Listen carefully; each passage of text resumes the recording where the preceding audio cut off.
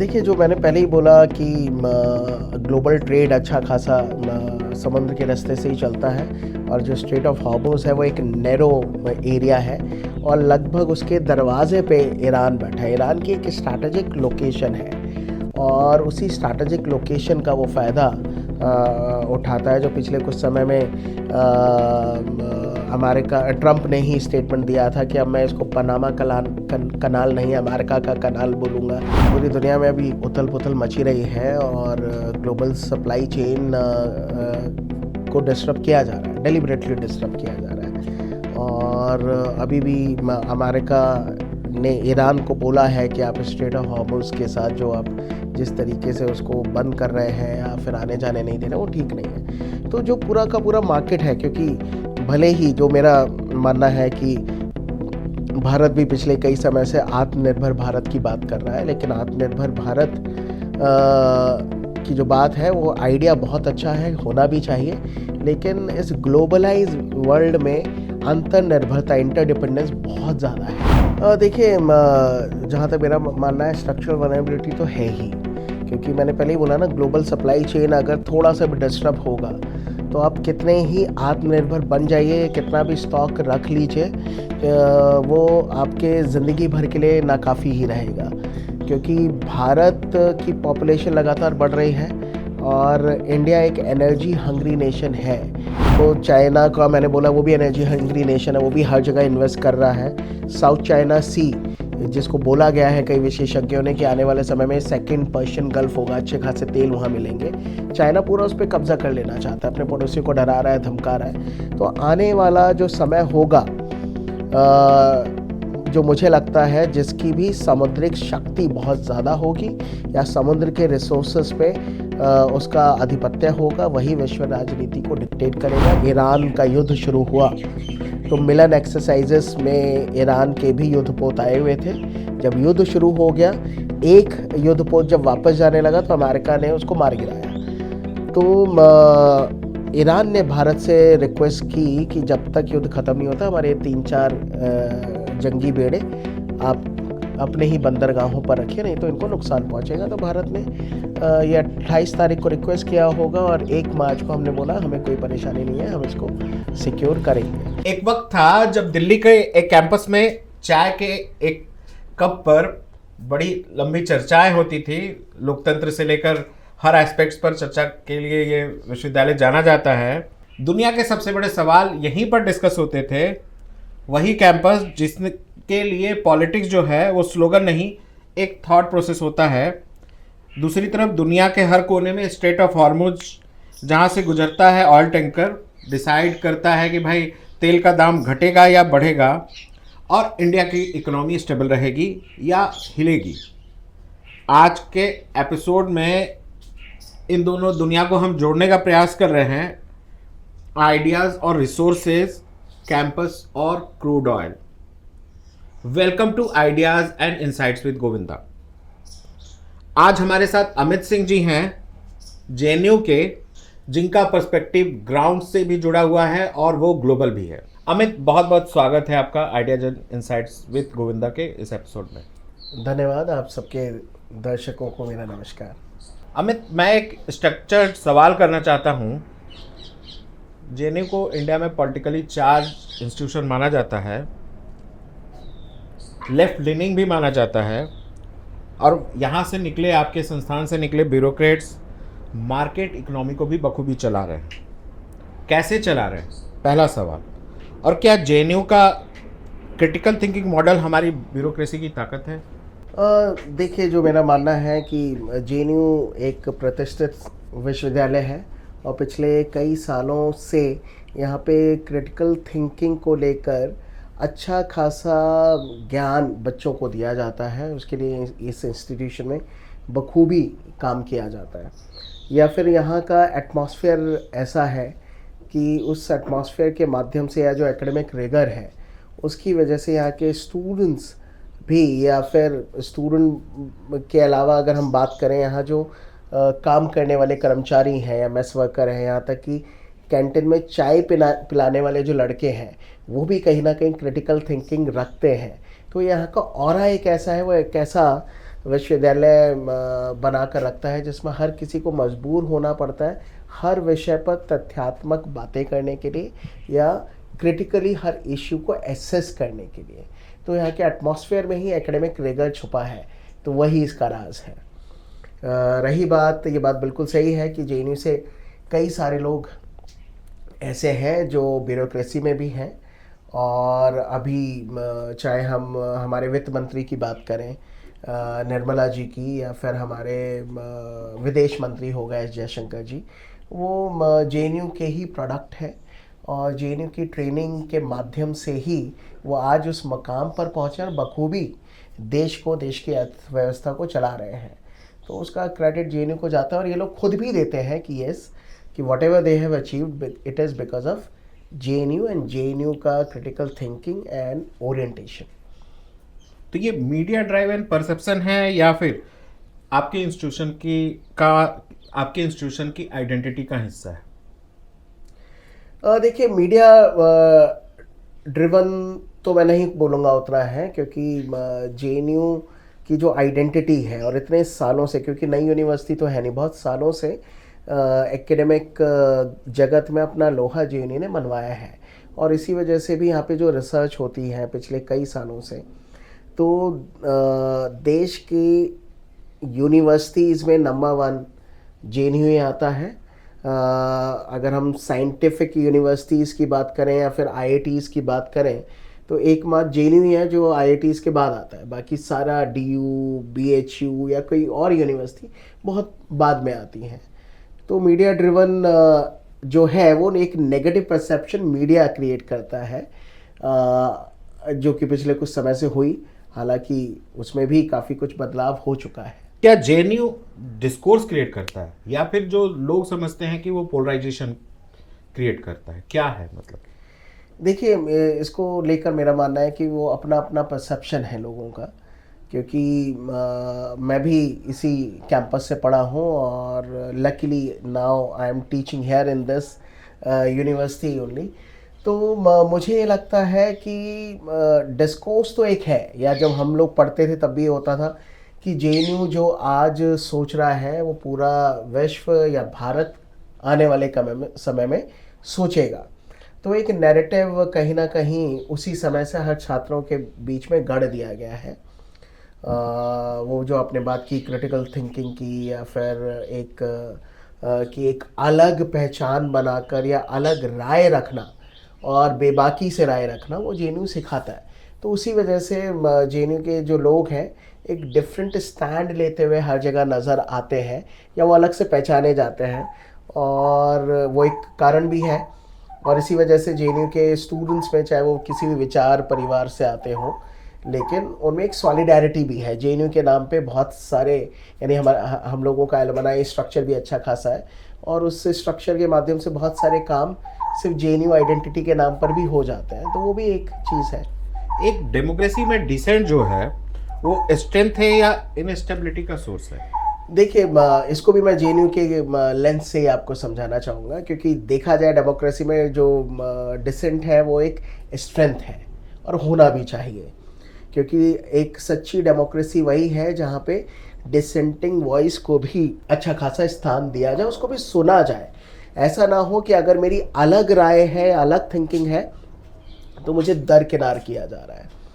तो इसलिए डेमोक्रेसी के लिए डिसेंट स्ट्रेंथ है, लेकिन आजकल के माहौल में जो just for the sake of decent people are giving their decent, तो वो एक गड़बड़ चीज़ हो गया है, और उसकी वजह से कुछ नोटोरियस चीज़ें हो जाती हैं। इसलिए लोगों को लगता है कि हाँ, ये कुछ गड़बड़ है, क्योंकि क्रिया की प्रतिक्रिया भी होती है, अपोजिशन भी होता है।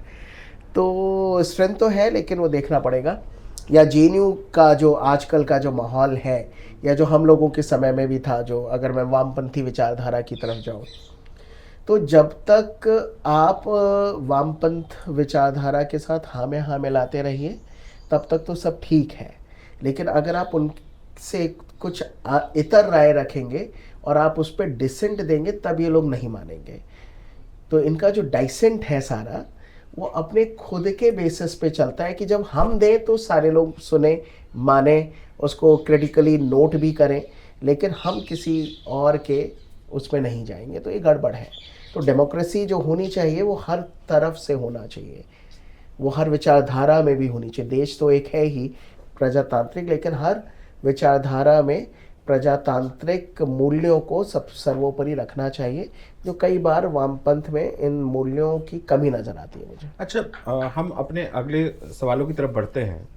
अमित लोकतंत्र है, भारत में भी है। लगभग जो बोलते हैं कि तानाशाही या वो व्यवस्था भी बहुत कम देशों में बची है। लेकिन जब विश्व पे नज़र डालते हैं और अभी जो पूरी दुनिया में चल रहा है, उसमें जो रसिया यूक्रेन कन्फ्लिक्ट के बाद अगर हम नज़र दौड़ाएं तो एनर्जी प्राइस हाइक हुए, और अब वेस्ट एशिया में रेकरिंग टेंशन और मार्केट को बार बार डिस्टर्ब कर रहा है। तो इस बैकअप को आप किस तरीके से देखते हैं कि इंडिया की पोजीशन जो है वो सही है, इंडिया क्या कर रहा है, और क्या हमको शॉक्स एब्जॉर्ब करने वाली इकोनॉमी है, क्या हम एब्जॉर्ब कर सकते हैं क्या इस तरह के शॉक्स जो है लंबे समय तक के लिए, या भी एक्सटर्नल इवेंट्स के लिए काफ़ी सेंसिटिव है? हम ये समझना चाहते हैं। देखिए, यानी जो मुझे लगता है, क्योंकि इसको हमें थोड़ा टुकड़ों में समझना चाहिए, क्योंकि एक समय था यानी जब भारत आज़ाद हुआ और उसके बाद जिस तरह की विदेश नीति हम लोगों ने अख्तियार की, शुरू में तो हम लोगों ने बोला हम किसी भी पावर ब्लॉक के साथ जाएंगे नहीं, और फिर नॉन अलाइनमेंट की पॉलिसी को हम लोगों ने अख्तियार किया। फिर समय के साथ साथ धीरे धीरे कहीं ना कहीं हम लोग रशिया की तरफ टिल्ट हुए, नॉन अलाइनमेंट को हम लोगों ने छोड़ा। लेकिन फिर हम लोग कभी अमेरिका को बैलेंस करना चाहते थे या रशिया को करना चाहते थे। लेकिन उसके बाद जब यूएसएसआर का डिसइंटीग्रेशन होता है, तब से रियल चैलेंज इंडिया के सामने शुरू हुआ है। और प्रॉब्लम यही रहा कि उस समय आज़ादी से लेकर लगभग अच्छे खासे लंबे समय तक अंतर्राष्ट्रीय मंचों पर भारत पहले ये देखता था कि जो अमेरिका है या जो रशिया का पावर ब्लॉक है वो क्या स्टैंड लेगा, और उस स्टैंड को मद्देनज़र रखते हुए हम अपना पक्ष या विपक्ष रखते थे। लेकिन ये स्टैंड थोड़ा चेंज हुआ जब वाजपेयी जी की सरकार आई, और वहाँ से कई बार हम लोगों ने स्ट्रैटेजिक ऑटोनॉमी को पुश करना शुरू किया, क्योंकि हम लोगों का मानना था कि भारत के राष्ट्रीय हित जिस विषय पर है, या जिन विषयों पर हम लोगों की एक साझा राय है या भारत का हित है, उस पर ही आगे बढ़ना चाहिए। तो वो लेके हमने आगे बढ़ने की कोशिश की। अब अगर हम बात करें कि उस समय हमने परमाणु परीक्षण भी किया, और हमने बोला कि हम परमाणु संपन्न देश हैं, लेकिन अमेरिका ने हमारे पर आर्थिक प्रतिबंध लगाए। सिर्फ अमेरिका ने ही नहीं, बल्कि कई सारे पाश्चात्य मुल्कों ने हमारे पर आर्थिक प्रतिबंध लगाए। रशिया उस समय भारत के साथ खड़ा रहा। ये बात और है कि 2008 में हम लोगों ने परमाणु समझौता किया अमेरिका से, तो उसके बाद हम थोड़े अमेरिका की तरफ भी टिल्ट हुए, या संबंध हमारे अच्छे बने हैं। लेकिन जब से ट्रम्प साहब आए हैं, तो वो सुबह कुछ और बोलते हैं, रात में कुछ और बोलते हैं। मुझे लगता है कि ट्रम्प जो है वो खुद को भी प्रिडिक्ट नहीं कर पाते हैं, उनका ओरिएंटेशन कुछ ऐसा है। जैसे अभी हाल ही में जापान की प्रधानमंत्री वहाँ गई, तो मीडिया ने जब उनसे सवाल पूछा सरप्राइज अटैक और इन सारी चीज़ों का कि बात कर लेनी चाहिए थी, तो उन्होंने पर्ल हार्बर का जिक्र कर दिया। तो उससे जापानीज जो है that was attack of US ना, US ने अटैक किया था कि हमारे पर्ल हार्बर पर जापान ने अटैक किया, सरप्राइज अटैक था, और उसके बाद हिरोशिमा और नागासाकी हुआ था।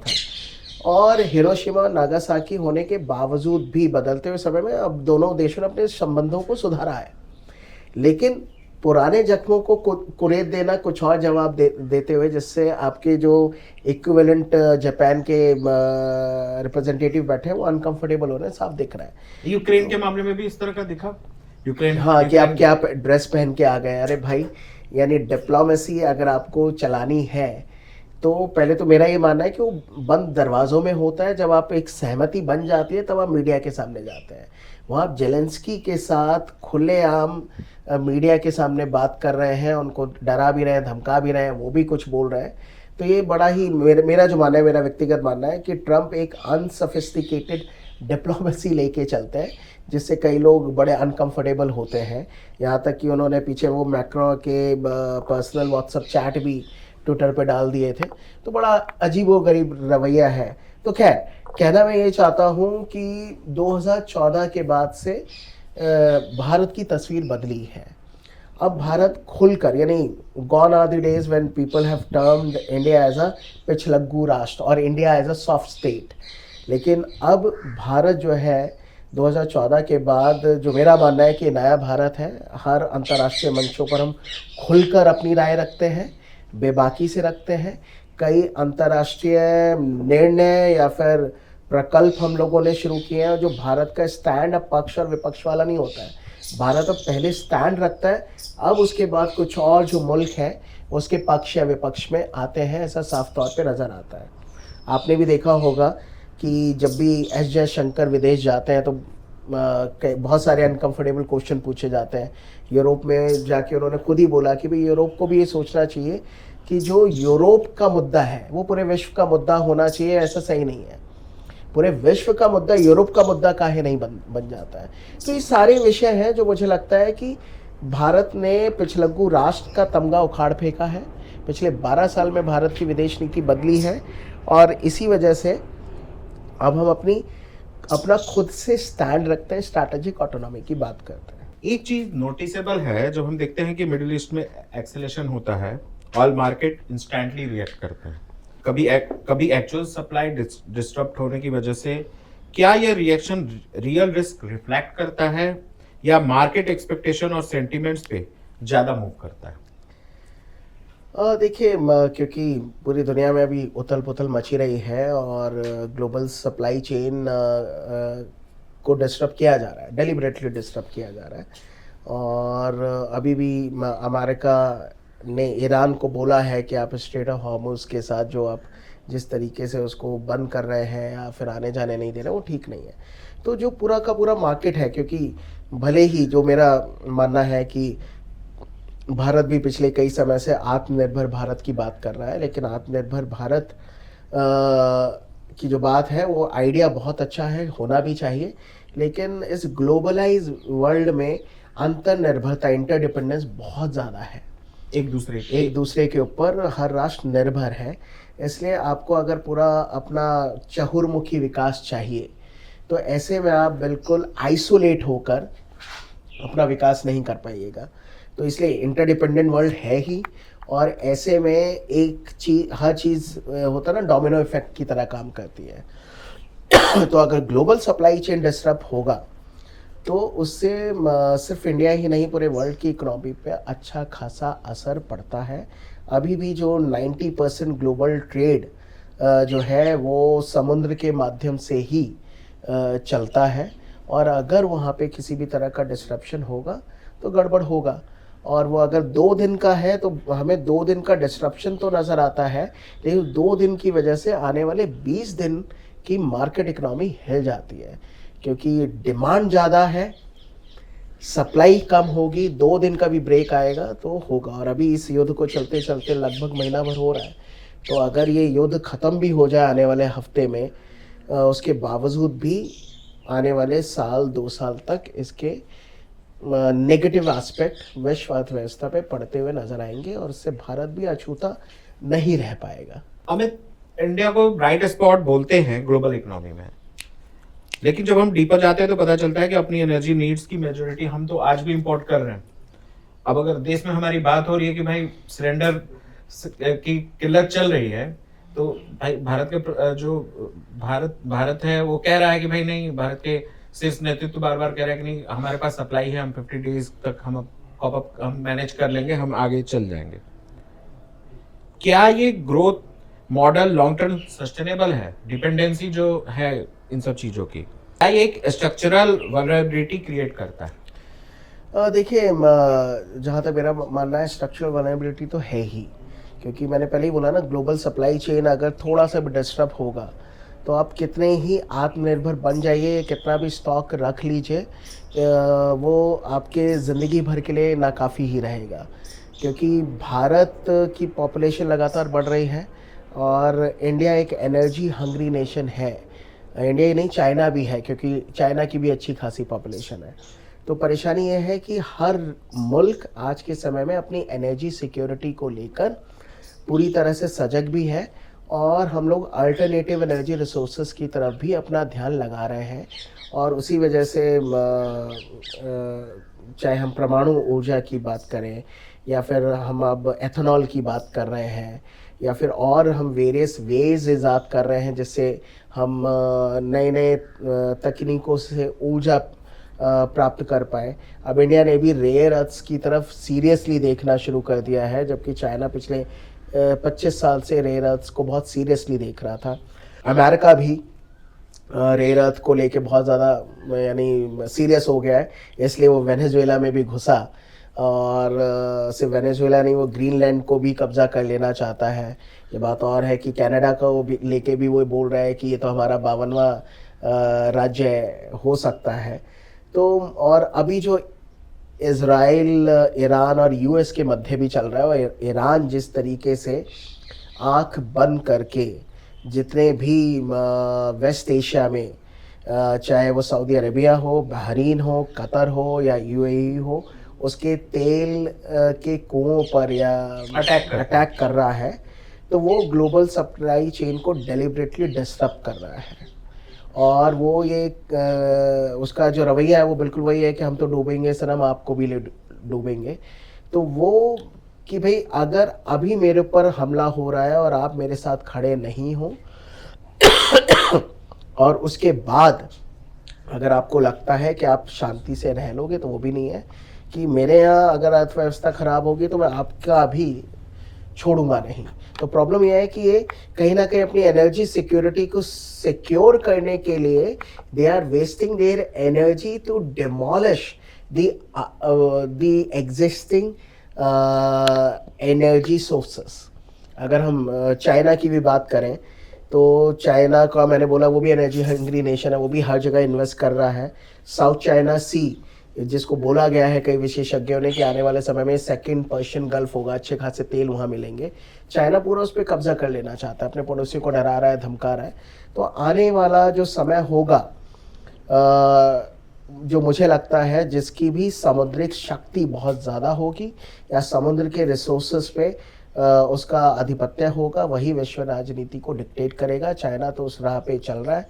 इंडिया भी लगातार इसको लेकर हमारी पैनी निगाहें हैं, हम भी अपने आप को प्रिपेयर कर रहे हैं और हमारी नेवी भी अच्छे खासे तरीके से इंडियन ओशियन और उसके आसपास के एरिया में जो हमारे इंटरेस्ट है उसको सिक्योर करने की बात कर रही है। क्या है मतलब किस तरह से इंडिया ने अपने आप को बहुत स्ट्रॉन्ग किया है पिछले 10 साल में? नेवल एक्सरसाइजेस की बात करें और अपने स्ट्रॉन्ग प्रेजेंस की बात करें तो देखिए नेवल एक्सरसाइजेस तो हम लोग पिछले कई सालों से चल कर रहे हैं, उसकी प्रोफाइल हम लोगों ने बढ़ाई है। प्लस अब हम लोग अपने इंडिजीनियस शिप बना रहे हैं और उसमें क्योंकि पहले नेवल इक्विपमेंट को लेकर भी हम 90% तक रशिया पे ही डिपेंडेंट थे। अब धीरे धीरे हम लोगों ने अपने खुद के एयरक्राफ्ट कैरियर बनाने शुरू किए हैं और उसमें न्यूक्लियर पावर्ड एयरक्राफ्ट कैरियर भी हैं। हमने अपनी खुद की इंडिजीनियस सबमरीन INS अरिहंत और अभी 2 और न्यूक्लियर सबमरीन को हम लोगों ने डिप्लॉय किया है। तो इंडिया भी लगातार अपनी कैपेबिलिटी बढ़ा रहा है और जो पूरा का पूरा इंडियन ओशियन है उसका नेट सिक्योरिटी प्रोवाइडर भारत और भारत की नेवी ही है। और इसी वजह से जब ईरान का युद्ध शुरू हुआ तो मिलन एक्सरसाइजेस में ईरान के भी युद्धपोत आए हुए थे। जब युद्ध शुरू हो गया, एक युद्धपोत जब वापस जाने लगा तो अमेरिका ने उसको मार गिराया। तो ईरान ने भारत से रिक्वेस्ट की कि जब तक युद्ध ख़त्म नहीं होता हमारे 3-4 जंगी बेड़े आप अपने ही बंदरगाहों पर रखिए, नहीं तो इनको नुकसान पहुंचेगा। तो भारत ने ये 28 तारीख को रिक्वेस्ट किया होगा और 1 मार्च को हमने बोला हमें कोई परेशानी नहीं है, हम इसको सिक्योर करेंगे। तो रही जो मैं स्ट्रैटेजिक ऑटोनॉमी की भी बात कर रहा था, या कई ऐसे भी लोग हैं भारत में जो बोलते हैं कि भारत खुलकर किसी का साथ नहीं दे रहा है या भारत कुछ बोल नहीं रहा है, तो वैसा नहीं है। भारत को जहाँ स्टैंड लेना है, मित्रता निभानी है, हम निभा रहे हैं। और हम लोगों ने कहीं ना कहीं ईरान के जंगी जहाज़ों को जो कि भारत में ही आए थे एक्सरसाइज करने, उनको यहाँ पे डॉकयार्ड पे शरण दी हुई है। इसी अगर ये देखें, अगर हम ये समझना चाहें कि जो एक पक्ष जो हमेशा सवाल उठाता है कि भारत खुल के, एक पक्ष जो राजनीतिक पक्ष है, पॉलिटिकल पक्ष, या भारत में बोलता है कि भाई मोदी मोदी को सपोर्ट नहीं करना चाहिए था, इजराइल नहीं जाना चाहिए था, लेकिन भारत एक तरफ आगे भी बढ़ रहा है, उनके नेवल जो है उनको सिक्योर कर रहा है, उनके पर्सनल को सिक्योर कर रहा है या उनकी जो प्रॉपर्टी उसको सिक्योर कर रहा है, दूसरी तरफ वो इजराइल से भी संबंध नहीं बिगाड़ रहा है। तो इसको किस तरह से आप देखते हैं कि विपक्ष का जो रोल है वो सिर्फ क्रिटिसिज्म की तरफ है या फिर वो गवर्नमेंट को क्रिटिसिज्म करना है इसलिए वो बोल रहा है या फिर इंडिया को इससे बेनिफिट हो रहा है? देखिए, यानी जो विपक्ष की बात करें तो मुझे लगता है कि विपक्ष को थोड़ा रिस्पॉन्सिबल होना चाहिए और उनको कंस्ट्रक्टिव क्रिटिसिज्म की तरफ जाना चाहिए। लेकिन पिछले कई सालों से जब से मोदी सरकार आई है तो विपक्ष का काम सिर्फ होता है just for the sake of criticism, they are criticising the government और नरेंद्र मोदी। तो मोदी को विरोध करते करते वो भारत का ही विरोध करने लगे हैं। जबकि आपने ये बात बिल्कुल सही कही कि भारत ने ईरान के जंगी जहाज़ों को शरण दी हुई है। शायद उसी वजह से हम लोग स्ट्रेट ऑफ हॉर्मुज से अपना इंटरेस्ट चैनलाइज कर रहे हैं, हमारे ऑयल टैंकर को पास किया जा रहा है, बल्कि ईरान कुछ ऑयल टैंकर से टैक्स भी ले रहा है। ये सुनने में आया कि भारत से इस तरह का कोई टैक्स का डिमांड भी नहीं किया गया और उसको रवाना किया गया।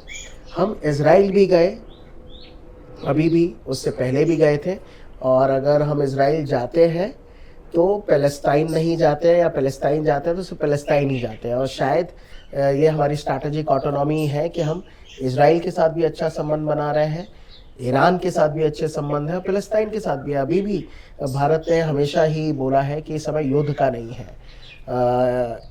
इज़राइल और हमास युद्ध के दौरान भी हम लोगों ने यही स्टैंड लिया कि हम लोग 2 स्टेट सॉल्यूशन की बात करते हैं। पैलेस्टाइन रहना चाहिए लेकिन इज़राइल भी होना चाहिए। इज़राइल भी कई बार 2 स्टेट सॉल्यूशन मानता हुआ नज़र आता है, लेकिन पैलेस्टाइन के लोग जो हैं वो नहीं चाहते कि इज़राइल रहे, और इज़राइल के खिलाफ हमेशा ही ईरान ने हमास को सपोर्ट किया।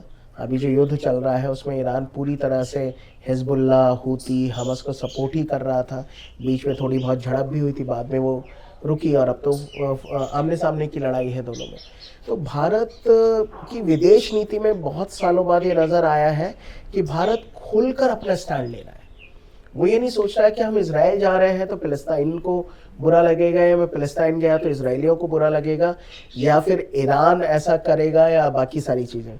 रशिया यूक्रेन की भी अगर हम लोग बात करते हैं तो यूक्रेन के साथ भी हमारे अच्छे संबंध हैं, रशिया के साथ भी हमारे अच्छे संबंध हैं। वहाँ पे भी हम लोगों ने कहीं ना कहीं मीडिएशन करते हुए अपनी विदेश नीति को अच्छे से चलाया। और उससे पहले भी जो कुछ क्राइसिस हुए थे, यमन के क्राइसिस में, हमने अपने विदेशी नागरिकों यानी भारतीय नागरिकों को निकाला, और सिर्फ भारतीय नहीं, हमने पाकिस्तानियों को और अमेरिका के नागरिकों को भी उस क्राइसिस से निकाल के उनके देश भेजा था। तो भारत की जो एक विदेश नीति है, ये इस समय अपने बिल्कुल गोल्डन पीरियड पे मैं ये बोलूँगा कि हम लोग बहुत आज़ादी से, खुद मुख्तार तरीके से अपनी विदेश नीति को चैनलाइज कर रहे हैं, और उसका लोहा विश्व भी मान रहा है और वो अप्रिशिएट भी कर रहा है भारत की विदेश नीति को। अमित, अगर हम ये समझना चाहें, अपने दर्शकों को बताना चाहें कि स्टेट ऑफ हॉर्मुज है क्या, ईरान की किस तरह की मोनोपोली है उसके ऊपर, और कैसे भारत, मान लीजिए भारत के साथ फेवरेबल स्थिति है, लेकिन कैसे ये पूरी की पूरी अदर कंट्रीज को परेशानी का कारण बन रहा है ये जो है। देखिए, जो मैंने पहले ही बोला कि ग्लोबल ट्रेड अच्छा खासा समुद्र के रास्ते से ही चलता है, और जो स्ट्रेट ऑफ हॉर्मुज है वो एक नैरो एरिया है, और लगभग उसके दरवाजे पे ईरान बैठा है। ईरान की एक स्ट्रैटेजिक लोकेशन है, और उसी स्ट्रैटेजिक लोकेशन का वो फ़ायदा उठाता है। जो पिछले कुछ समय में अमेरिका, ट्रंप ने ही स्टेटमेंट दिया था कि अब मैं इसको पनामा कनाल नहीं, अमेरिका का कनाल बोलूँगा, क्योंकि इसको बनाने में हम लोगों ने अपना योगदान दिया है। क्योंकि कुछ रूट डेलिबरेटली निकाले गए, या जो बिल्कुल नैरो गैप था उसको थोड़ा बड़ा किया गया ताकि बड़े बड़े टैंकर वहाँ से निकल पाए। तो ईरान की स्ट्रैटेजिक लोकेशन है, उसका वो पूरा फ़ायदा उठा रहा है, और वो ये बताना चाह रहा है पूरे विश्व को कि ये मेरा मुल्क है, मुझे अपने हिसाब से मेरा देश चलाने दीजिए, और अपनी राजनीति करने दीजिए। अगर हम चाहते हैं कि हमारे पास भी परमाणु हथियार हो तो अमेरिका कौन होता है इंटरवीन करने वाला, यानी ये ईरान का मानना है। अब अमेरिका ने पिछले कई सालों से नैरेटिव तो यही बनाया हुआ है कि जहाँ पे भी तथाकथित प्रजातंत्र का परेशानी होगा तो अमेरिका सुपरमैन हीमैन बन के कूद पड़ेगा और हम ही दुनिया को बचाएंगे। तो इसलिए जो कहा जाता है कि weapons of mass destruction etcetera etcetera, तो अमेरिका ने भी बना रखे हैं। या सद्दाम हुसैन या इराक पे जब हमला हुआ यही बोला गया WMD बहुत सारे हैं, लेकिन खोदा पहाड़ निकली चुईया, वहाँ तो कुछ भी नहीं मिला। तो ईरान को अपनी आज़ादी के साथ देश चलाना चाहिए, वो ऐसा चाहते हैं, लेकिन अमेरिका के और इजराइल के अपने अलग इंटरेस्ट हैं। एक तरफ इंडिया डिजिटल और सर्विस इकोनॉमी में लीड कर रहा है, लेकिन एनर्जी जैसे कोर सेक्टर में डिपेंडेंसी हाई है। क्या ये इम्बैलेंस फ्यूचर ग्रोथ के लिए कांस्टेंट है? किस तरह से इसको समझे हम?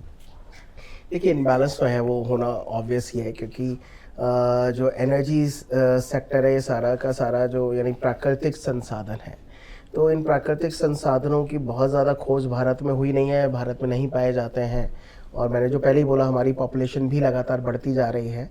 तो उस पॉपुलेशन को सस्टेन करने के लिए, अपने इकोनॉमिक मॉडल को या डेवलपमेंटल मॉडल को सस्टेन करने के लिए we need uninterrupted energy supply.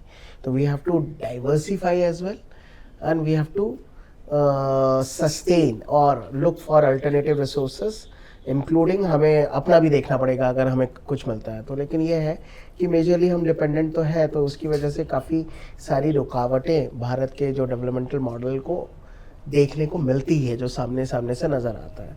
तो लेकिन ठीक है, मुझे लगता है कि हम लोग उस ओरिएंटेशन पे काम कर भी रहे हैं और फ्यूचरिस्टिक भी हैं, और आने वाले टाइम में हो सकता है कि हम इस हैवी डिपेंडेंस को रिड्यूस कर पाए। अब वो कितने प्रतिशत तक हो पाता है वो देखना पड़ेगा। और क्या क्या है इंडिया के पास, किस तरह की तैयारी है? देखिए, तैयारी तो यानी फ्यूचरिस्टिक होते हुए मैंने जो बोला कि यानी हम लोग सोलर एनर्जी पे ज़्यादा फोकस कर रहे हैं आजकल। मोदी जी ने इंटरनेशनल सोलर अलायंस की भी बात की है, और अभी जिस तरह से गडकरी जी काम कर रहे हैं वो सिर्फ एथेनॉल ही नहीं, उसके अलावा भी और कई और एनर्जी टेक्निक्स पे या फ्यूल पे हम लोग काम कर रहे हैं, रेयर अर्थ की बात है। तो तैयारी तो चल रही है, लेकिन कई बार मुझे लगता है कि हमें कमर कस लेनी चाहिए और ज़्यादा, क्योंकि इस तरह के सप्लाई चेन डिसरप्शन, वॉर, आने वाले समय में एनर्जी को लेके दुश्मनियाँ बहुत मुल्कों में खिंचेंगी।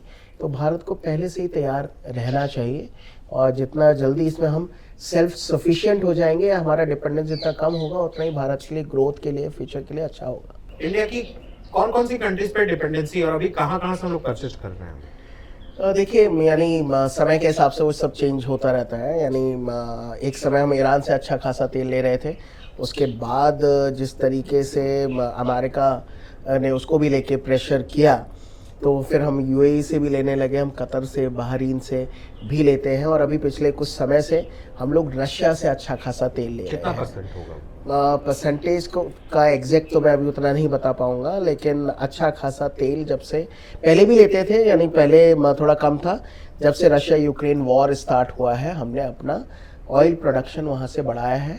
और क्योंकि एनर्जी को लेके एक अच्छा खासा कंपटीशन है, हम लोग लैटिन अमेरिका में भी इन्वेस्ट कर रहे हैं, हम अफ्रीका में भी इन्वेस्ट कर रहे हैं। तो हमारी कंपनीज इन्वेस्ट कर रही है, और चूंकि एनर्जी को ही मद्देनज़र रखते हुए चाइना ने इन सब कंट्रीज़ में अच्छा खासा इन्वेस्ट किया है, तो अब भारत उसको compete कर रहा है। हमने रशिया का जो शाखलम है उसके साथ भी हमारा वेंचर है, और आर्कटिक में हम लोगों ने इन्वेस्ट किया है रशिया के साथ, क्योंकि ऐसा माना जा रहा है कि आर्कटिक में भी अच्छा खासा ऑयल एंड गैस है, और फ्यूचर में जो होता है ना कि global warming is a reality, जब बर्फ़ पिघलेगी तो वहाँ पे भी ऑयल और गैस एक्सप्लोरेशन अच्छा होगा, अच्छी खासी गैस निकलेगी, तो हम वहाँ से भी उम्मीद लगा के बैठे हैं। वियतनाम का जो साउथ चाइना सी है, उसमें 1988 से हम लोग ऑयल और गैस एक्सप्लोरेशन कर रहे हैं। जो वियतनाम की ऑयल फील्ड है उन्होंने 2 से 3 भारत को दी हुई हैं, लेकिन चाइना जो है सिर्फ इंडिया के ऑयल और गैस एक्सप्लोरेशन का विरोध करता है, जबकि वहीं बगल से ही यानी बगल का मतलब है कि भारत 127 और 128 से ऑयल और गैस एक्सप्लोर कर रहा है, 120, 21, 22, 23 से रशिया कर रहा है जो ऑयल ब्लॉक्स हैं, लेकिन वो रशिया को कभी अपोज नहीं करता, भारत को ही अपोज करता है। साउथ चाइना सी में एक 0.6 करके गैस ब्लॉक है, जहाँ से हर साल हम लोग 2 billion cubic metres of gas हम लोग वहाँ से लाते हैं, जो कि अपने आप में सब बहुत ज़्यादा है। तो लेकिन चाइना उसको ऑब्जेक्ट करता है, जबकि वो वियतनाम का खुद का है और हम सालों से वहाँ से गैस निकाल रहे हैं। तो भारत जो है अपनी एनर्जी सिक्योरिटी को लेके काफ़ी सजग है, और इसलिए चाहे वो रशिया हो, ईरान हो, यूएई हो, या फिर लैटिन अमेरिका, या फिर वेनेजुएला से हम पहले भी लेते थे। ऐसा नहीं है कि ट्रम्प ने भी बोला अब यहाँ से आपको लेना चाहिए इसलिए हम वहाँ जा रहे हैं। तो भारत अपनी एनर्जी नीड्स को डाइवर्सिफाई भी कर रहा है, नए नए मुल्कों में भी इन्वेस्ट कर रहा है, प्रकल्पों में भी कर रहा है। और साउथ चाइना सी की मैंने बात की तो इसी वजह से ही जो इंडिया की नेवल डॉक्ट्रिन है, इंडियन नेवी की, उसमें भी बोला है कि हमारे स्ट्रैटेजिक इंटरेस्ट और कमर्शियल इंटरेस्ट है साउथ चाइना सी में, और हमारी नेवी ने अपने कमर्शियल इंटरेस्ट को प्रोटेक्ट करने के लिए भी पूरी तैयारी की हुई है। क्योंकि साउथ चाइना सी में जिस तरीके से चाइना ना तो अमेरिका को ना ही कोई और बाहर के जहाज़ों को परेशान करता है, और या भारत को भी बार बार परेशान करता है कि आप यहाँ नहीं कर सकते कुछ, तो भारत उसके लिए प्रिपेयर है। वो साफ तौर पे हम लोगों ने अपनी नेवल डॉक्ट्रिन में भी लिखा है। तो हम लोग तैयारी कर रहे हैं, लेकिन यही है कि हमें एनर्जी चाहिए, बेतहाशा एनर्जी रिसोर्सेज चाहिए, लेकिन हम लोग सेल्फ सफिशिएंट नहीं हो सकते, इसमें हमें डिपेंड होना ही पड़ेगा और उसको डाइवर्सिफाई भी करना पड़ेगा। अमित, स्टेट ऑफ हॉर्मोन्स लगातार चर्चा में है, उस संदर्भ में हमने एक बार पहले भी बातचीत की, लेकिन अगर हम आज हर न्यूज साइकिल में आ रहा है, इंटरेस्टिंग बात यह है कि even during tension supply completely disturb नहीं होती। ये तो दिख रहा है ना कि भारत ईरान जो है वो भेज रहा है, बोलता है कि नहीं भाई हम आप आइए, आप क्रॉस कीजिए, आपके जहाज़ों को हम डिस्टर्ब नहीं करेंगे। तो एक्चुअल में रिस्क डिस्ट्रप्शन का है या ज़्यादा कंसर्न एक्सेलेरेशन का होता है जो प्राइसेस को ड्राइव करता है? देखिए, मैंने पहले ही बोला, जो मुझे लगता है कि डिस्ट्रप्शन का है, क्योंकि सारी की सारी चीज़ें डिमांड और सप्लाई का ही गेम है। क्योंकि अगर हम सीधे अर्थव्यवस्था की बात करें, अगर डिमांड बेतहाशा है और सप्लाई कम है या रुक रुक कर आ रही है, तो प्राइस बढ़ेंगे ही बढ़ेंगे। और प्राइस अगर बढ़ता है ऑयल प्रोडक्ट पे, तो उससे पूरी की पूरी अर्थव्यवस्था हिल जाती है। जैसे अभी एलपीजी को लेके क्राइसिस चल रहा है, जबकि सरकार ने बोला है कि भारत में अच्छी मात्रा में एलपीजी गैस सिलेंडर मौजूद है, कोई क्राइसिस है नहीं, लेकिन विपक्ष चिल्ला रहा है। लेकिन कहीं ना कहीं सप्लाई चेन डिसरप्ट हुई है, और उसका फ़ायदा उठा के जो ब्लैक मार्केटियर्स हैं, उन्होंने मुंह मांगे दाम लेने शुरू कर दिए हैं। जो सिलेंडर एक आम चाय वाले को 1200 रुपये का मिलता था, उसको 5000 रुपये देने पड़ रहे हैं। तो अगर और सिर्फ इसलिए क्योंकि कोई ना कोई कालाबाजारी कर रहा है, और वो इसलिए कर पा रहा है क्योंकि वो डर दिखा रहा है कि भाई सप्लाई नहीं आने वाली है, वो 6 महीने भी रुक सकती है या 6 दिन में भी ख़त्म हो सकती है। तो उसको लेके इसलिए जब ग्लोबल सप्लाई चेन डिसरप्ट होते हैं, चाहे 2 दिन के लिए भी हो, लेकिन उसके परिणाम अंतर्राष्ट्रीय अर्थव्यवस्था पर अच्छे खासे लंबे समय तक पड़ते हैं। इंडिया रसिया से ऑयल इंपोर्ट कंटिन्यू करता है, लेकिन ईरान के मामले में वो बहुत कॉन्शियस रहता है। क्या ये डिफरेंस सैंक्शंस का नेचर है या ग्लोबल फाइनेंशियल सिस्टम का कंट्रोल माना जा सकता है इसे? नहीं, मुझे लगता है कि ये भारत की अपनी खुद मुख्तार सोच है।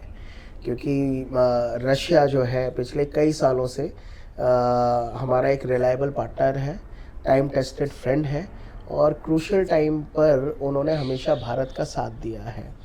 क्योंकि मैं आपका ध्यान दिलाना चाहूँगा कि जब भारत ने आगे बढ़कर बांग्लादेश को आज़ादी दिलाई, तो यूएसएसआर, जो आज का रशिया है, वो पहला मुल्क था जिसने बांग्लादेश को मान्यता दी, जबकि अमेरिका खिलाफ खड़ा था, क्योंकि वो पाकिस्तान के साथ रहा हमेशा।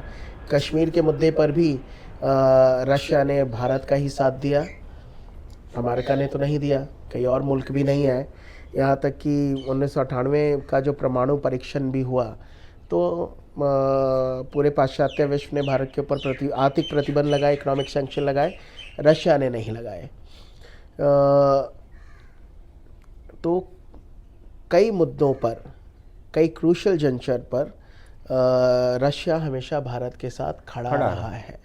और उसी को मद्देनज़र रखते हुए आज जब रशिया क्राइसिस में है एक तरह का, क्योंकि पिछले 3 साल से वो यूक्रेन के साथ वॉर में है, और उस समय पूरे यूरोप ने और कई मुल्कों ने उनके ऊपर आर्थिक प्रतिबंध लगाए, और उस प्रतिबंध के चलते जब उनका व्यापार डिस्टर्ब हुआ कई देशों के साथ, तो ऐसे में उनको भारत की ज़रूरत थी, और भारत ने भी उनका साथ दिया। क्योंकि साथ सिर्फ इसलिए नहीं क्योंकि वो क्रूशल मुद्दे पे साथ रहा, मैंने जो बोला कि एक ज़माने में लगभग 90% हमारे डिफेंस इक्विपमेंट रशिया से ही आते थे, और आज भी हम लोगों ने उसको भी डाइवर्सिफाई किया, अपनी जो रिलायबिलिटी रशिया से थोड़ी कम की है। ईरान को अक्सर हम लोग, ईरान के बारे में अगर जब चर्चा होती है तो सैंक्शन और टेंशन को लेकर, सैंक्शन जो है यूएस का सैंक्शंस है, लेकिन फिर भी वो रीजनल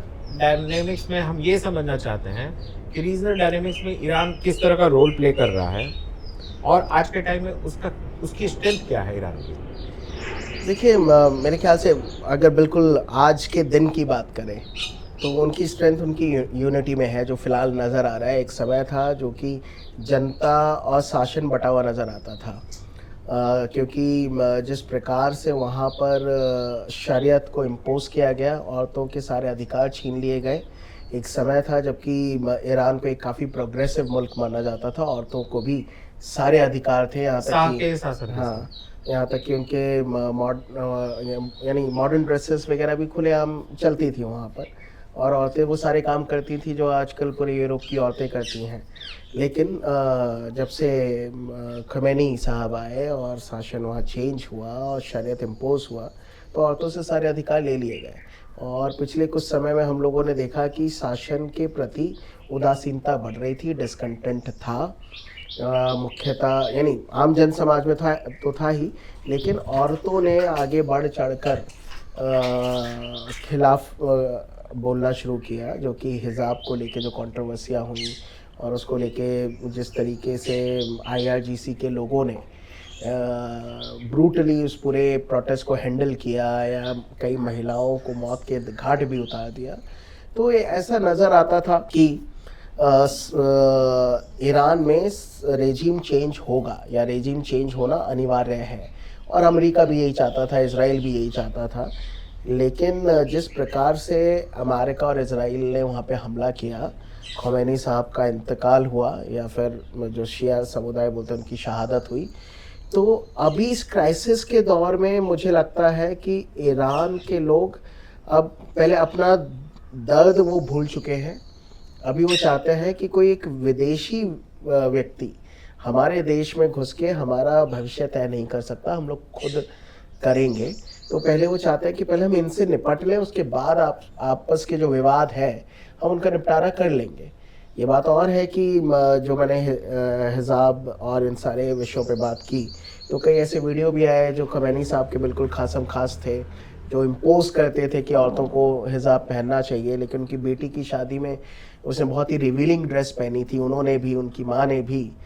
तो एक कहीं ना कहीं हिपोक्रेसी नज़र आती है, लेकिन अभी सिचुएशन बदली हुई है। लेकिन एक ये है कि जितने भी इस्लामिक मुल्क हैं, ईरान ही एक ऐसा मुल्क है जो पूर्णतया शिया देश है, और पिछले कुछ समय से इस इस्लामिक मुल्कों में एक बिना बोली रेस चल रही है, वो है कि इस्लामिक वर्ल्ड का खलीफा बनने की। तो ऐसा माना जा रहा था कि खमेनी साहब भी इस्लामिक मुल्क का खलीफा बनना चाहते हैं, लेकिन एक्सेप्टेबिलिटी अदर इस्लामिक कंट्रीज में खमेनी की उस तरह की नहीं थी, ऐसा मुझे ऐसा लगता है। क्योंकि अगर एक्सेप्टेबिलिटी ऐसी होती तो वेस्ट एशिया के बाकी मुल्क भी खुमैनी साहब या ईरान के साथ जो कुछ भी हुआ तो वो सॉलिडारिटी में ईरान के साथ आते, लेकिन वो ईरान के साथ नहीं गए क्योंकि बाकी सारे जो मुल्क हैं वो सुन्नी है। तो वो एक कारण है। बल्कि फ़लस्तीन भी सुन्नी मुल्क है, लेकिन अपने सामरिक इंटरेस्ट को साधने के लिए ईरान ने फ़लस्तीन का समर्थन किया, यानी हमास का समर्थन किया। और शिया मिलिटेंट ऑर्गेनाइजेशन है, और उनके लेबनान भी शिया डोमिनेटेड है। जो अपने शिया डोमिनेटेड ये जो आतंकी संगठन थे उनसे सपोर्ट कराया। तो कहीं ना कहीं मेरा जो मानना है कि अपने वेस्टेड इंटरेस्ट को साधने के लिए, इस्लामिक वर्ल्ड में अपनी एक्सेप्टेबिलिटी बढ़ाने के लिए उन्होंने ऐसा किया। लेकिन वही हुआ कि जैसे भारत में हमें देखने को मिला, हम लोग जब सोशल मीडिया पे देखते हैं या जब बात करते हैं, मुस्लिम कम्युनिटी के लोग, पढ़े लिखे नहीं भी, जो कम पढ़े लिखे हैं, वो सारा वर्ग सोशल मीडिया पे खुमैनी के समर्थन में वो लगातार पोस्ट करता रहा, डीपी लगाया। बहुत सारे मेरे भी मित्र मंडली के लोग हैं जिन्होंने खुमैनी के शोक में उन्होंने ईद नहीं मनाई या फिर उस तरह की गैदरिंग नहीं हुई, ये देखने को मिलता है। उस तरह का सेंटिमेंट्स हम पाकिस्तान में भी देखते हैं। अगर यूएस एम्बेसी पे हमला हो जाता है तो एक तरह से जो जनता है जो वो कहीं ना कहीं अमेरिका के खिलाफ है, इस तरह की चीजों को पसंद नहीं करेगी। लेकिन जो शासन व्यवस्था है, जो देश गवर्नमेंट चलाने वाले लोग हैं, वो तो पूरे के पूरे अमेरिका के खिलाफ खुलकर बोल नहीं पा रहे। बल्कि अभी आसिफ मुनीर ने अपने कल ही के स्टेटमेंट में बोला है कि जितने भी शिया क्लरिक हैं, अगर उनको इतना ही प्यार उमड़ रहा है खुमैनी को लेके, ईरान को लेके, तो अपना सामान पैक कीजिए, ईरान चले जाइए। ये पाकिस्तान के आसिफ मुनीर ने बोला है। अच्छा, ओके, आसिफ मुनीर ने बोला, उनका स्टेटमेंट आया है, जितने भी शिया क्लरिक हैं वो अपना सामान उठाए, बिस्तरा उठाए और निकल जाए ईरान की तरफ, उनकी यहाँ कोई जगह नहीं है। तो जैसे अगर हम भारत की बात करें तो क्योंकि अमेरिका कर रहा है इसलिए उनके खिलाफ हमें बोलना है।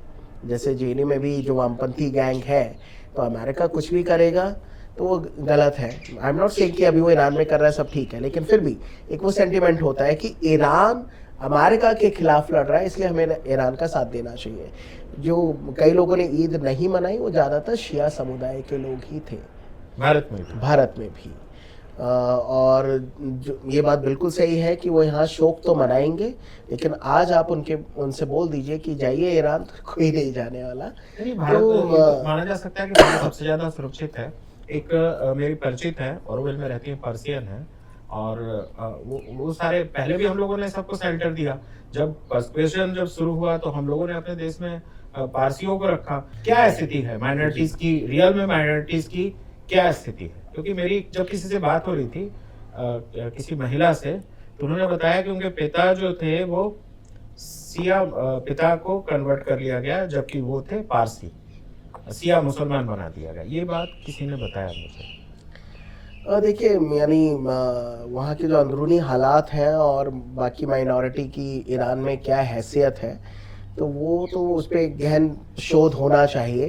क्योंकि मैं कभी ईरान गया नहीं हूँ, तो उस पर मैं क्या ढंग से बता पाऊँगा। लेकिन फिर भी जो मेरे कुछ मित्र हैं जो ईरान आते जाते रहते हैं, उनके माध्यम से उनका ये मानना है कि Iran as compare to other Sunni nation वो लिबरल है। हाँ, और उसमें फ्रेंडली थे। हाँ, और क्या महिलाएं, ऐसा लगता है, आप भी एकेडमिक से जुड़े हुए दुनिया भर के लोगों से मिलते होंगे, आपको लगता है कि रिवॉल्यूशन का भी है उनके अंदर कुछ इनहेरिट इस तरह का? हाँ, यानी वो है, तभी तो हिजाब को लेके भी इतने वोकल तरीके से लोग सड़कों पर उतरे हैं और आंदोलन किया है, और क्रांति के माध्यम से वो चाह ही रहे थे सत्ता बदल दी जाए, वो नहीं बदली, वो बात एक अलग है। आर्ट और कल्चर को भी बहुत इंटरेस्ट है उनका, आर्ट और कल्चर में भी वो है तो सही, लेकिन उसके बाद फिर शरीयत जब आ जाता है या फिर IRGC आ जाता है और वो महिलाओं के ऊपर या कई और चीज़ों पे जब पाबंदी लगाते हैं, तो उनके लिए अपना कल्चर जो है वही पोर्ट्रे करना है जो with in the Islamic framework आता हो। लेकिन बहुत ज़्यादा वेस्टर्न कल्चर, वेस्टर्नाइजेशन या उन सारी चीज़ों के वो थोड़ा सा वो कहते नहीं, हमारे हिसाब से नहीं है चीज़ें। They accept good things about west, अच्छी चीजें तो, हाँ, अच्छी चीज़ें जो है जिसके वजह से उनकी खुद का समाज, संस्कृति पे ज़्यादा नेगेटिव इम्पैक्ट अच्छा, नहीं वो होगा, वो ऐसा भी है चलेगा। क्या कि हम कभी पढ़ने को मिला इस तरह का कि जो जो सिया कम्युनिटी के लोग हैं, वो पर्शियन कल्चर को या इसको बहुत ज़्यादा अपने आप को कुछ अलग तरह से अहमियत भी देते हैं। उनको लगता है कि they are superior than others अरब से। हाँ, ये तो मैंने भी सुना है कि वो ऐसा यानी पोर्ट्रे करने की कोशिश करते हैं कि हम लोग सुपीरियर हैं, हम लोगों में मैनर्स ज़्यादा है, ऐसा लगता है। क्योंकि मेरे भी कुछ मित्र हैं जो उस समुदाय से आते हैं, तो उनसे जब बातचीत होती है तो वो एक दिखाते हैं कि नहीं, हम थोड़े सुपीरियर हैं इन लोगों से। लेकिन वही बात अगर आप सुन्नी मुसलमानों से भी कीजिए तो वो अ, चार नेगेटिव बातें शियाओं के बारे में भी गिनाने लगते हैं। तो वो जो एक मुझे लगता है रस्साकसी है शिया और सुन्नी में, वो हज़ारों सालों से चल रही है। तो ये उसपे अगर हम ये समझना चाहें अमित हाँ, कि आखिर कौन है खड़ा आज के समय में ईरान के साथ? टर्की टर्की विरोध कर रहा है। टर्की तो साइलेंट है मुझे लगता है। वो ऐसा ना तो खुल के ईरान के पक्ष में, ना खुल के अमेरिका के पक्ष में। वो बस आराम से चुपचाप बैठा हुआ है। खुलकर अगर ईरान के साथ कोई है, जो मेरा मानना है, तो रशिया ही है जो सपोर्ट कर रहा है, और फिर चाइना है वो कर रहा है। दोनों के अपने अलग वेस्टेड इंटरेस्ट है, और सम वे और दी अदर इंडिया का भी बैलेंस बना के चल रहा है। और ईरान को भी, क्योंकि अभी कल परसों भी बात हुई ईरान के रिप्रेजेंटेटिव से भारत की, तो भारत एक बैलेंस बनाया हुआ है, और ईरान को भी पता है कि भारत हमारा मित्र राष्ट्र है। भले ही इस समय पे हम बहुत ज़्यादा वोकल होके या खुल कर नहीं आ रहे हैं, वो ईरान को भारत के स्टैंड के बारे में भी बाकायदा पता है। आज के कॉन्फ्लिक्ट्स में ईरान का रोल डायरेक्ट कन्फ्रंटेशन से ज्यादा इनडायरेक्ट इन्फ्लुएंस का लगता है। क्या आपको लगता है कि मॉडर्न जियोपॉलिटिक्स प्रॉक्सी इन्फ्लुएंस और स्ट्रैटेजिक पोजीशन पे शिफ्ट हो चुकी है? और देखिए, यानी मॉडर्न जियोपॉलिटिक्स कहीं ना कहीं वो प्रॉक्सी वॉर या इन सारे इशू पे चलती हुई नज़र आती है ही। क्योंकि स्ट्रैटेजिक इंटरेस्ट हर कोई साधना चाहता है, और वो चाहता है कि हींग लगे ना फिटकरी, रंग चोखा ही चोखा वाला जो एक कहावत है कि सांप भी मरे लाठी भी ना टूटे, कि हमारे स्ट्रैटेजिक इंटरेस्ट भी पूरे हो जाए, लेकिन हमारा हाथ कहीं ना जाए या कहीं नज़र ही ना आए हम। तो इसलिए प्रॉक्सी इंटरेस्ट के माध्यम से ईरान भी चल रहा था, जो हूतीज हिजबुल्लाह के माध्यम से अपने इंटरेस्ट को साधने की कोशिश कर रहा था। ईरान को गिराने, सॉरी, इजराइल को गिराने की कोशिश कर रहा था, क्योंकि उनका बहुत पुराना 36 का आंकड़ा है।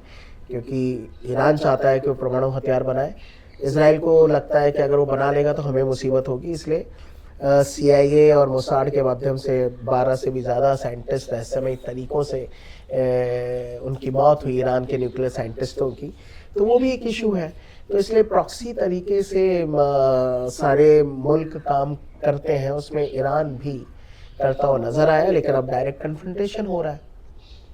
अगर ये देखें हम लोग जो हत्याएं हुई, हत्याएं कहिए, पॉलिटिकल असैसिनेशन कहिए, जो इजराइल ने किया या मोसाद ने किया, तो आपको लगता है कि मोसाद जो एक एजेंसी के तौर पे, और अगर एक जो एजेंसी के तौर पे मोसाद का जो रोल था वो बहुत इम्पोर्टेंट था, और उसने वो काम करके दिखाया जो इमेजिनेशन करने लायक नहीं था। इसका मतलब है कि इन्फिल्ट्रेशन मोसाद का पहले से था ईरान में, एक एक जब सूचनाओं पे अगर जाते हैं तो। देखिए, क्योंकि ये जितनी भी खुफिया एजेंसियां हैं, वो अपनी स्ट्रैटेजी आज के लिए नहीं, आने वाले 50 सालों के लिए बना के चलते हैं। और अगर उनको ये नज़र आता है कि आने वाले समय में हमारे थ्रेट परसेप्शंस क्या क्या होंगे, कौन से मुल्क होंगे, तो वो पहले से ही तैयारी करके रखते हैं, और अपने डीप एसेट को पहले से ही सिक्योर करते हैं, उनको पाल कर रखते हैं, ताकि समय आने पर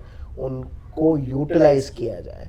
तो उसमें मोसाद दुनिया की अभी तक की सबसे मजबूत खुफिया एजेंसी है। उनके मिशन काफ़ी खुफिया तरीके से काम करते हैं, और वो बहुत सारे लेवल पे काम करते हैं। यहाँ तक कि एक छोटे से टास्क के लिए भी सिर्फ एक ही टीम नहीं होती, कई टीमें साइमल्टेनियसली उस पर काम कर रही होती हैं, कि उनके लिए अपना उद्देश्य प्राप्त करना प्राइम कंसर्न होता है। कि अगर एक टीम फेल हुई तो दूसरा उसी दिन से उसको पूरा करने में लग जाएगी, या कहीं कोई एक कॉम्प्रोमाइज़ हुआ भी तो उसको भी एलिमिनेट करते हुए कैसे अपने गोल को अचीव किया जाए। तो वैसा मोसाड भी करती है और कई और देश की एजेंसियां भी करती हैं।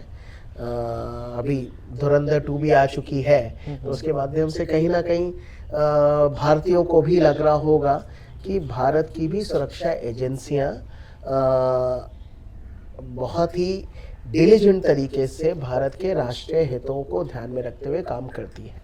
अमित, एक सवाल है सैंक्शंस को लेकर के। आज के टाइम में एक पावरफुल जियोपॉलिटिकल टूल माना जाता है सैंक्शंस जो है।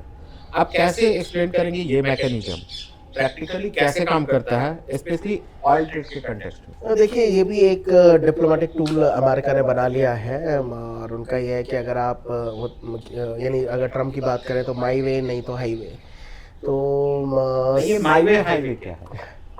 यानी आप मेरी बात अगर नहीं मान रहे हैं आप जाइए, तो आप जाइए, और आप अगर जा रहे हैं तो फिर हम आपको अच्छे से देखेंगे। आपके ऊपर जो टैरिफ की बात है, जो कि मेरी नज़र में वो भी एक तरह का टैरिफ वॉर ही है कि आपने दुनिया पे इम्पोज कर दिया। हालांकि अमेरिका की सुप्रीम कोर्ट ने उसको अवैध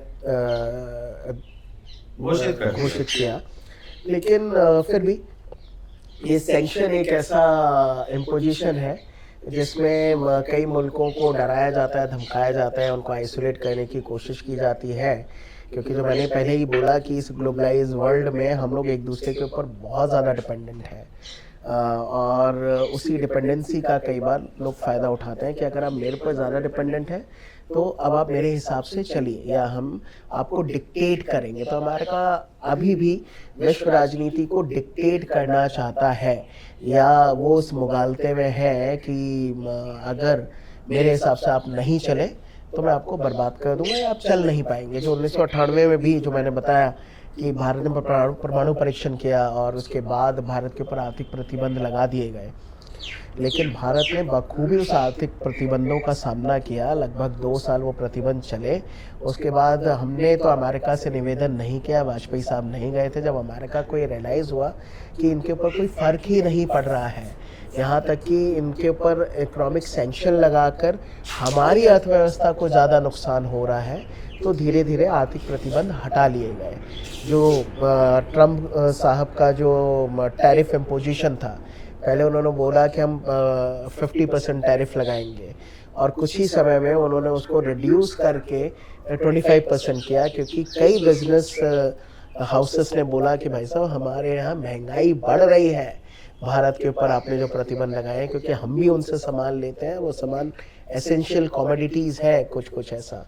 तो इस वजह से भी है, इसलिए इकोनॉमिक सैंक्शन यूज़ करते हैं, लेकिन आज के समय में उसके अल्टरनेटिव रूट भी बहुत सारे मुल्कों ने निकाल लिए हैं। तो जो मैं बता रहा था कि भारत जो है अपने डिफेंस रिक्वायरमेंट पे बहुत हद तक रशिया पे निर्भर रहता है, जो कि हमने डाइवर्सिफाई किया है ड्यू टू वेरियस रीज़न, लेकिन अभी भी रशिया हमारा टाइम टेस्टेड रिलायबल फ्रेंड है, क्योंकि भारत रशिया के साथ जॉइंट रिसर्च भी कर रहा है, डेवलपमेंट भी कर रहा है, यहाँ तक कि कई क्रूशल टेक्नोलॉजी भी रशिया हमें ट्रांसफ़र करता है, जबकि अमेरिका यहाँ तक कि फ्रांस या कई और मुल्क क्रूशल टेक्नोलॉजी के नाम पर वो चुप्पी लगा देते हैं, वो भारत को ट्रांसफ़र नहीं करना चाहते।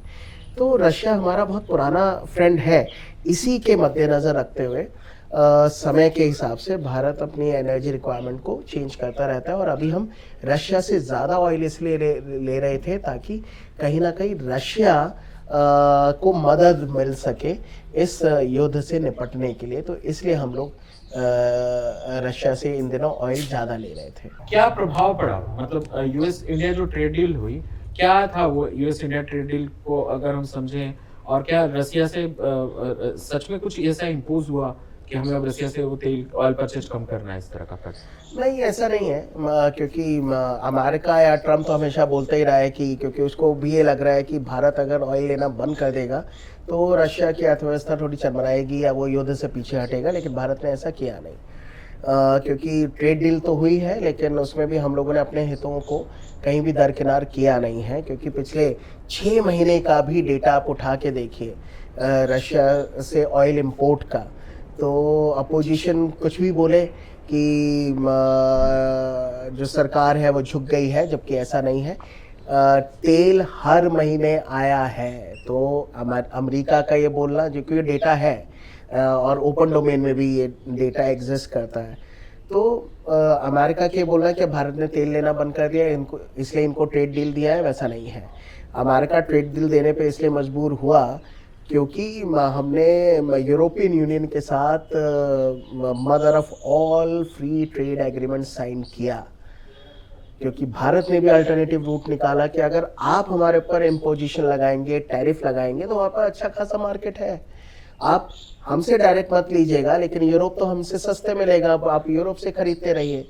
तो जब उनको लगा कि अमेरिका को ज़्यादा नुकसान हो सकता है, इसलिए उन्होंने एक शगुफा छोड़ा कि मेरे कहने पे ऑयल इंपोर्ट बंद हो गया है। वैसे ही जैसे ऑपरेशन सिंदूर के बाद कि मेरे कहने पे भारत और पाकिस्तान ने समझौता कर दिया। हाँ, तो इसलिए भारत ने, ट्रम्प का ये कहना उसी तरीके से माना जा सकता है। बिल्कुल उसी तरीके से है, इसलिए डेटा एग्जिस्ट करता है, कभी भी जीरो नहीं हुआ है, यानी मात्रा कम या ज़्यादा हुई है, लेकिन 6 महीने में हम पिछले 6 महीने का डेटा देखें, जो इस पूरा नौटंकी शुरू हुआ, टैरिफ, ट्रेड नेगोशिएशन, इम्पोजिशन, हमने तेल लेना बंद नहीं किया। जो मुझे लगता है ना कि soft power and hard power go hand in hand, तो ये एक ही सिक्के के दो पहलू हैं कि शक्ति के माध्यम से आप अपना राष्ट्रीय हित साध सकते हैं। मॉर्गन थाउ भी अपने रियलिस्ट थ्योरी में यही बोलता है।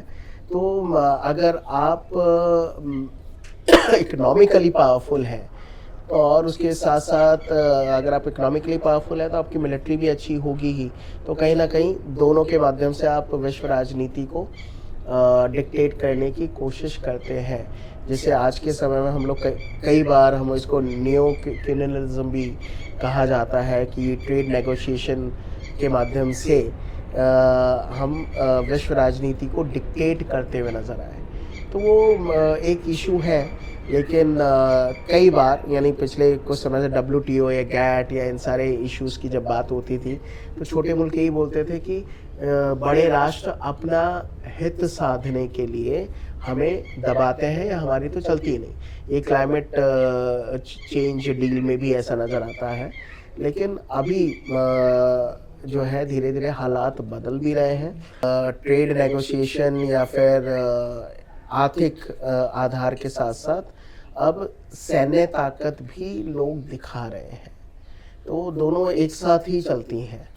अमित, एक चीज समझना चाहेंगे, हो सकता है यूटोपिया ही हो, लेकिन ये समझना ये चाहेंगे कि अमेरिका और इजराइल इन्वॉल्व है, पूरी तरह इन्वॉल्व है, ईरान को किसी कीमत पे छोड़ने नहीं जा रहा है। जो स्थिति लग रही है, जो स्थिति फिलिस्तीन में हुई और इजराइल ने जिस तरह से अपना कब्जा किया, बढ़ाया अपना दायरा, अमेरिका भी दायरा शायद अमेरिका और इजराइल ईरान में बढ़ा दे।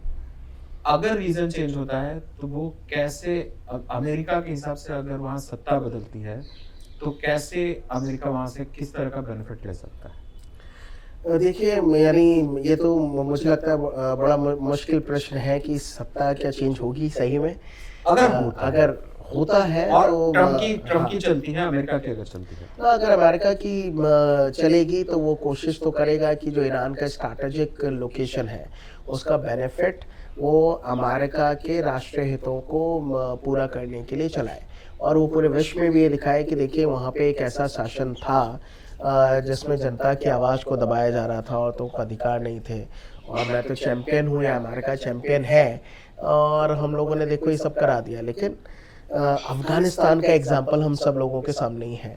20 साल अमेरिका वहाँ पे बैठा रहा, टिका रहा, लेकिन आज अफगानिस्तान का क्या हाल है? क्या वहाँ से तालिबान पूरी तरह से ख़त्म हो गया? नहीं, 20 साल वो बैठा अमेरिका वहाँ पर, लेकिन जैसे ही उन्होंने निर्णय किया कि हम वापस जा रहे हैं, 20 दिन के अंदर तालिबान दोबारा सत्ता में आ गया। तो 4 दिन की चांदनी फिर अंधेरी रात।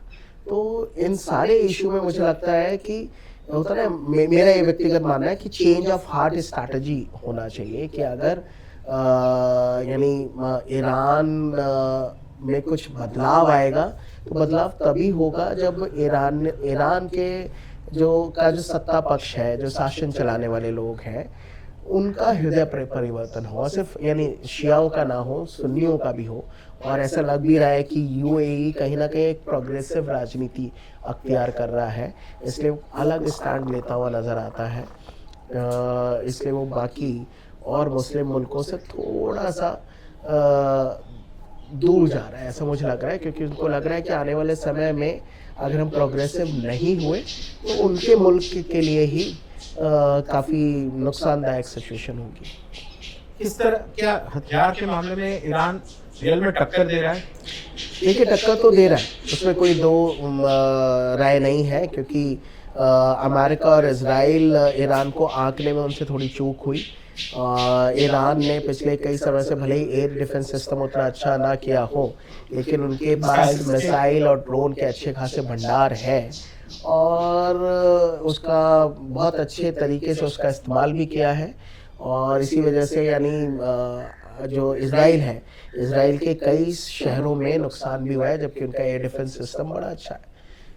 और सिर्फ इजराइल ही नहीं, यानी वो जहां उनका मन हो रहा है, वो जो भी उनको लगता है कि ये लोग अमेरिका का साथ दे रहे हैं, उन सारे मुल्कों के ऊपर भी उन्होंने हमले किए हैं। ये इससे साफ दिख रहा है कि ईरान जो है स्ट्रांग है इस मामले में। हाँ, बिल्कुल। एक अगले सवाल की ओर बढ़ते हैं अमित। एक आम कंज्यूमर के लिए एलपीजी और पीएनजी बस गैस के दो फॉर्म्स हैं, लेकिन सप्लाई चेन और सोर्सिंग के पर्सपेक्टिव से इसमें क्या डिफरेंस है, और क्या ये भी ग्लोबल एनर्जी डायनेमिक्स से लिंक है?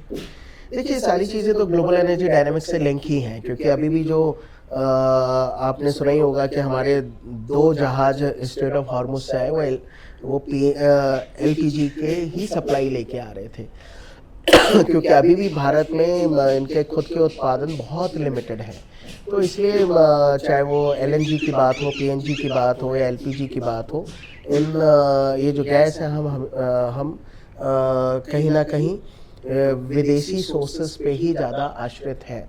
तो कुछ भी इशू होगा तो सप्लाई चेन पे फर्क पड़ेगा, तो आम नागरिकों को भुगतना, यानी उनको क्राइसिस का सामना करना पड़ेगा। जो कि आम नागरिक हैं, भले ही वो इतनी टेक्निकलिटी में ना जाए कि उनके लिए तो पीएनजी और एलपीजी दोनों ही खाने पकाने की गैस है, लेकिन दोनों के सोर्सेस, कंट्रीज़, यहाँ तक कि क्वालिटी, इन सब में भी थोड़ा फ़र्क होता है, रख रखाव में भी फ़र्क आता है। तो वो धीरे धीरे आम भारतीय अगर ये समझना चाहे, जिसको कोई आइडिया नहीं है इन सब चीज़ों का, ना उनको ट्रेड के बारे में पता है, ना किसी और चीज़ के बारे में, अगर ये समझना चाहे कि अभी वास्तविकता में भारत में किस तरह की क्राइसिस है, और क्या रियल में ये जो ब्लैक सिलेंडर हो रहे हैं, ये सारी चीज़ें हो रही हैं, ये किस तरह से प्रभाव डाल रही हैं? देखिए, प्रभाव तो डाल ही रहे हैं, क्योंकि चाहे वो जेएनयू की कैंटीन हो या नॉर्मल कैंटीन हो, वहाँ पे सिलेंडर की सप्लाई की कमी है। उस वजह से खाने के पीने के दाम भी लोगों ने बढ़ा दिए हैं, या कई जगह चूल्हे पे बनाया जा रहा है। तो परेशानी है। सरकार तो बोल रही है, सरकार छापेमारी भी कर रही है, पकड़ाए भी जा रहे हैं, लेकिन हमेशा ही ये जो ब्लैक मार्केटियर होते हैं, वो अपनी वो जैसे बोला जाए क्राइसिस में अपॉर्चुनिटी ढूंढ लेते हैं पैसा कमाने की, तो उनकी वजह से दाम बेतहाशा बढ़ रहे हैं, जबकि सरकार लगातार कोशिश कर रही है कि क्राइसिस का सामना ना करना पड़े। और सरकार ने अपना खुद का प्रोडक्शन भी 20 से 30% बढ़ाने की कोशिश की है, और आज ही एक स्टेटमेंट आया है कि 23 मार्च के बाद हो सकता है जो भी क्राइसिस भी नज़र आ रहा है उसको बहुत हद तक कम कर दिया जाएगा। यानी आज 23 मार्च ही है, तो उम्मीद है कि आज रोज प्रेस कॉन्फ्रेंसेस हो रहे हैं, जॉइंट पीसीज हो रहे हैं मिनिस्ट्रीज के, और वो लगातार अपडेट करना चाह रहे हैं लोगों को कि भाई आखिर हो क्या रहा। क्या आपको लगता है कि India gradually cylinder based LPG model से पाइपलाइन बेस्ड पीएनजी मॉडल की तरफ शिफ्ट करेगा, और इसका इकोनॉमिक इम्प्लीकेशंस क्या है? देखिए, यानी शिफ्ट तो करेगा, लेकिन मुझे लगता है अभी भी ये सारी चीज़ें अर्बन एरियाज़ तक ही लिमिटेड है। रूरल एरियाज़ में, गांव घोट में बड़ी मुश्किल से, यानी आज़ादी के 75 साल बाद कई गांव में बिजली पहुंची अब नरेंद्र मोदी जी के टेन्योर में। यहाँ तक कि अभी भी कई सारे गांव में, यहाँ तक कि शहरों में भी कई जगह अच्छे पीने का पानी भी नहीं पहुंच पाया है। ऐसे में पाइपलाइन के थ्रू गैस कब तक पहुंचेगी हर घर में, वो कहना मुश्किल है। ऐसे में एलपीजी का सहारा है ही, और वो आने वाले और कितने सालों तक चलता है वो देखना पड़ेगा। लेकिन सरकार को यानी मजबूती से काम करना पड़ेगा, लेकिन इसके लिए आपको कहीं ना कहीं पीएनजी की और एलएनजी की भी सप्लाई प्रचुर मात्रा में होनी चाहिए, ताकि आप हर घर में पाइप के माध्यम से गैस पहुंचा पाए। डाइवर्सिफिकेशन की जो स्ट्रैटेजी है वो काफ़ी डिस्कस होती है, लेकिन क्राइसिस के टाइम कंट्रीज फिर ट्रेडिशनल सप्लाई लाइन पर ही डिपेंडेंसी दिखाने लगते हैं। क्या इंडिया अपनी डिपेंडेंसी रिड्यूस कर पा रहा है? देखिए, हम लोग कोशिश तो कर रहे हैं, लेकिन जो मैंने वही बोला कि लगातार हमारी पॉपुलेशन बढ़ती जा रही है और हर किसी को विकास चाहिए और चुटकी बजाते ही चाहिए।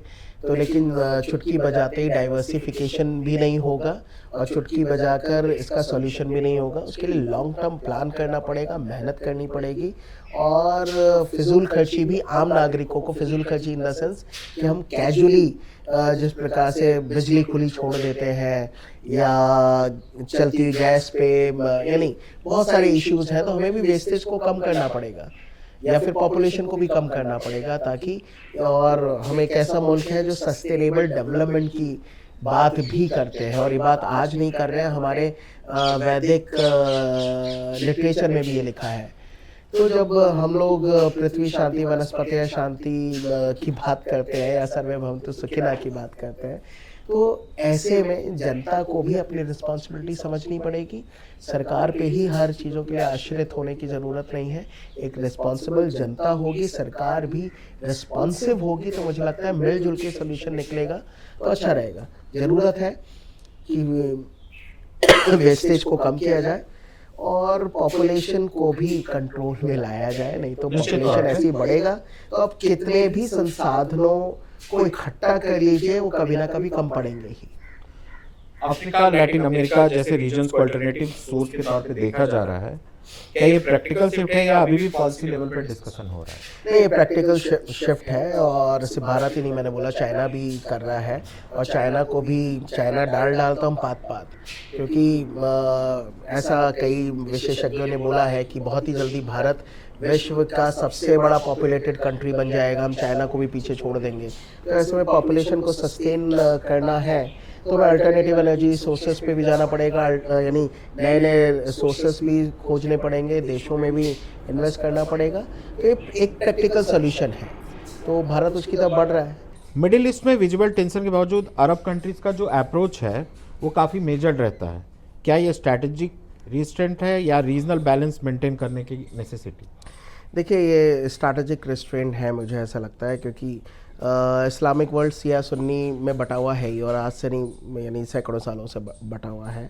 और ऐसे में जब ईरान के ऊपर एक्शन हो रहा है और ईरान, जो मैंने पहले ही बोला कि मुझे ऐसा लगता है कि खुमैनी साहब इस्लामिक वर्ल्ड का खलीफा बनना चाहते थे, लेकिन ईरान शिया मुल्क है, वो एकमात्र मुल्क है, बाकी सारे मुस्लिम मुल्क सुन्नी मुल्क हैं, तो वो एक शिया की सुप्रीमेसी क्यों स्वीकार करेंगे? तो इसी वजह से भी इस्लामिक वर्ल्ड में वो एकता नहीं आ पा रही है, वो एक इशू है। और फिर अमेरिका के माध्यम से सबके अपने अलग अलग इंटरेस्ट साधे जाते हैं, इसलिए भी वो चुप हैं। और यूएई या सऊदी अरेबिया को इनका नेता माना जाता था, लेकिन वो भी कहीं ना कहीं धीरे धीरे एक प्रोग्रेसिव राह पर निकल रहे हैं। ऐसा मेरा मानना है कि जो एक इस्लामिक कट्टरता की बात थी वो उसको दूर कर देना चाहते हैं, ऐसा मुझे कुछ समय से महसूस हो रहा है। तो इसलिए वो एक अपनी अलग राजनीति लेकर चल रहे हैं, इसलिए ईरान थोड़ा इस्लामिक वर्ल्ड में अलग थलग पड़ा भी है और इसी फ्रस्ट्रेशन में वो इन मुल्कों पर भी गोले दाग रहा है, मिसाइलें दाग रहा है। अक्सर इन कन्फ्लिक्ट्स को रिलीजियस लेंस से देखते हैं हम लोग, लेकिन ग्राउंड रियलिटी में क्या ज़्यादा पावर, इन्फ्लुएंस और कंट्रोल का भी नतीजा है? जी, यानी रिलीजन इस पूरे मुद्दे पे एक अलग ही इशू है, लेकिन कहीं ना कहीं ग्राउंड रियलिटी कुछ और है। कंट्रोल की बात आती है, अमेरिका कंट्रोल करना चाहता है वेस्ट एशिया को एक बार फिर से, जो कि उसने कोल्ड वॉर के टाइम में डॉलर के माध्यम से पूरे रीजन को कंट्रोल करने की बात की थी। अभी भी वो चाहता है कि वो अंतर्राष्ट्रीय राजनीति को डिक्टेट करे। इजराइल के अपने अलग इंटरेस्ट हैं, वो इस पूरे के पूरे वेस्ट एशिया में अपना दबदबा बनाए रखना चाहता है। वो नहीं चाहता कि वेस्ट एशिया के किसी भी मुल्क के पास परमाणु हथियार आए, और ईरान पिछले कई सालों से उसका बनाने की कोशिश कर रहा है और कई लोग तो बोलते हैं शायद बना भी लिया है, लेकिन परीक्षण नहीं कर पाया है। तो सब चाहते हैं कि इस पूरे रीजन को कंट्रोल किया जाए या उनका वर्चस्व हो, क्योंकि जिसका भी वर्चस्व तेल के संसाधनों पर या एनर्जी रिसोर्सेज पर होगा, वो अंतर्राष्ट्रीय राजनीति को अपने तरीके से हाँक पाएगा। इसलिए अमेरिका और इजराइल उसी की ताक में बैठे हैं, और ईरान को भी वो पता है, इसलिए अपने स्ट्रैटेजिक लोकेशन का फ़ायदा उठा के वो चीज़ों को कंट्रोल अपने हाथ में रखना चाहता है। डिप्लोमेटिक चैनल्स के थ्रू ईरान की इजराइल और अमेरिका से कोई बातचीत चल रही है? मेरे ख्याल से देखिए, जब भी इस तरह के युद्ध होते हैं, आउटराइट युद्ध होते हैं, तो कहीं ना कहीं बैक चैनल से डिबेट डिस्कशन चल ही रहा होता है कि कि कैसे युद्ध को रिजॉल्व किया जा सकता है, इस सिचुएशन को कैसे ठंडा किया जा सकता है। तो मुझे लगता है बैक चैनल से ज़रूर कुछ ना कुछ चल रहा होगा, डायरेक्टली नहीं तो इनडायरेक्टली ही, या कई ऐसे मुल्कों के माध्यम से जो कि इज़राइल, अमेरिका और ईरान की गुड बुक्स में आते हैं और रिलायबल भी हैं। तो बैक चैनल से कुछ ना कुछ बातचीत तो चल ही रही होगी, जैसे रशिया यूक्रेन को लेके भी इतने सालों से बातचीत चल रही है, लेकिन अभी तक कुछ कंक्रीट निकला नहीं है। इंडिया एक यूनिक पोजीशन में है जहां वो मल्टीपल ब्लॉक्स के साथ इंगेज करता है खुद को। क्या ये multi alignment long term sustainable strategy है या फिर कुछ और? देखिए, मैंने पहले ही बोला कि gone are the days when India has adopted a non alignment का पॉलिसी, कि हम इधर भी नहीं जाएंगे, हम उधर भी नहीं जाएंगे। हालांकि वो भी एक स्ट्रैटेजिक ऑटोनॉमी था, लेकिन फिर भी हम लोग बड़ी ताकतों से, या उस समय कोल्ड वॉर की बात करें, उस समय बड़ी ताकतों से एक उचित दूरी बनाकर रखना चाहते थे। अब भारत का जो विदेश नीति है वो बदला है, अब हम लीडिंग पोजीशन में आए हैं, हमने स्ट्रैटेजिक ऑटोनॉमी का सही इस्तेमाल किया है, और ऐसे में हम लोग इज़राइल के साथ भी हैं, यूएस के साथ भी है, ईरान भी हमारा अच्छा मित्र है, यहाँ तक कि हम रशिया यूक्रेन के साथ भी अच्छे संबंध बनाकर रखे हुए हैं। चाइना के साथ हमारा विवाद है, लेकिन फिर भी हम बातचीत का रास्ता खोलकर हम लोगों ने रखा हुआ है। तो मुझे लगता है मल्टी अलाइनमेंट पॉलिसी हमारा एक कैलकुलेटेड एफर्ट है, जिसमें हम लोग अपने जो विदेश नीति के पत्ते हैं वो सही समय पर, सही जगह पर, सही अनुपात में खोल रहे हैं, और अपने राष्ट्रीय हित को पूरी तरह से साधने की कोशिश कर रहे हैं। अगर ग्लोबल टेंशन एक्सक्लेट्स होते हैं, अगर जो ग्लोबल तनाव है वो बढ़ता है और क्लियर ब्लॉक्स बन जाते हैं, अगर ग्लोबल टेंशन बढ़ते हैं और क्लियर ब्लॉक्स बनते हैं, क्या इंडिया न्यूट्रल रह पाएगा या उसे स्ट्रैटेजिक चॉइसेस जो है वो लेनी पड़ेगी? देखिए, मुझे लगता है कि भारत है और नरेंद्र मोदी जी ने हमेशा बोला है कि मैं न्यूट्रल कहाँ हूँ, मैं हमेशा शांति के पक्ष में खड़ा हूँ। ये समय युद्ध का नहीं है, ये शांति का समय है, तो भारत हमेशा शांति के साथ खड़ा है। तो न्यूट्रलिटी की तो बात ही नहीं आती है, और हम लोग खुल के बोलते हैं, हर मंच पे बोलते हैं कि बैठिए, आइए, अपने विवादों का निपटारा शांतिपूर्ण तरीके से कीजिए। ये युद्ध का समय नहीं है, बुद्ध का समय, यानी शांति की बात करने की बात हम लोग करते हैं। अमित, रैपिड फायर के इस सेशन में कुछ क्वेश्चंस हैं हमारे पास, हम आपका वन वर्ड में इसका जवाब चाहेंगे। इंडिया के लिए बिगर रिस्क क्या है, सप्लाई डिसरप्शन या प्राइस वोटेलिटी? मुझे लगता है दोनों ही एक सिक्के के दो पहलू हैं, क्योंकि सप्लाई डिप्रेशन होगा तो उसकी वजह से दूसरे पे भी इम्पैक्ट पड़ेगा। मोस्ट रिलायबल ऑयल पार्टनर कौन है अपना? आज के समय में रशिया ही है, क्योंकि रशिया से जब से हमने ऑयल लेना शुरू किया है, तो पिछले 3 सालों से मैंने जो नोटिस किया है कि ऑयल के प्राइस बढ़े नहीं हैं, और उसकी वजह से महंगाई और बाकी सारी चीज़ों के ऊपर हमने लगाम लगा रखी है। जबकि अभी भी जो, यानी मैं माफ़ी चाहूँगा कि एक शब्द की जगह मैं ज़्यादा बोल रहा हूँ, लेकिन फिर भी जो मेरा मानना है कि अभी एक तरह का ईरान क्राइसिस में भी ऑयल के प्राइस नहीं बढ़ रहे हैं। सरकार ने बोला हम नहीं बढ़ाएंगे, क्योंकि हमारे पास रशिया से अनइंटरप्टेड ऑयल सप्लाई आ रहा है। इतने चुनाव हुए, बहुत सारी चीज़ें हुई, यहाँ तक कि पूरा विश्व युद्ध के संकटों में चल रहा है, 3-4 युद्ध लड़े जा रहे हैं, ऑपरेशन सिंदूर भी हुआ, उसके बावजूद भी ऑयल के प्राइस भारत में स्टेबल है पिछले 3 सालों से, तो इसलिए रशिया रिलायबल है। एनर्जी फ्यूचर, डाइवर्सिफाई फास्ट या ग्रेजुअल शिफ्ट? Gradual shift. अंतिम क्वेश्चन है, इंडिया जो है एनर्जी सिक्योर है या एनर्जी एक्सपोज्ड है? देखिए, हम लोग फ़िलहाल एनर्जी सिक्योर हैं, लेकिन अगर ये वल्नरेबिलिटी ऐसे ही चलती रही तो जल्दी एक्सपोज भी हो जाएंगे। तो इसलिए मुझे लगता है कि चीज़ें जितनी जल्दी रिजॉल्व हो जाए उतना अच्छा होगा। अंतिम सवाल है अमित, अगर आप एक आम भारतीय को ये समझाना चाहें कि ग्लोबल जियो पॉलिटिक्स उसकी लाइफ को कैसे इफेक्ट करता है, प्रभावित करता है, तो आप कौन सा सिंपलेस्ट एग्जाम्पल देना चाहेंगे इंस्टेंट? देखिए आज के समय जैसे मैंने पहले ही बोला कि हम लोग एक बहुत ज़्यादा ग्लोबलाइज वर्ल्ड में रहते हैं, तो ऐसे में कहीं पर भी राजनीतिक अस्थिरता होगी तो आज नहीं तो कल हमारे देश पे भी उसका प्रभाव पड़ेगा। At present in this world nothing is local, everything is global.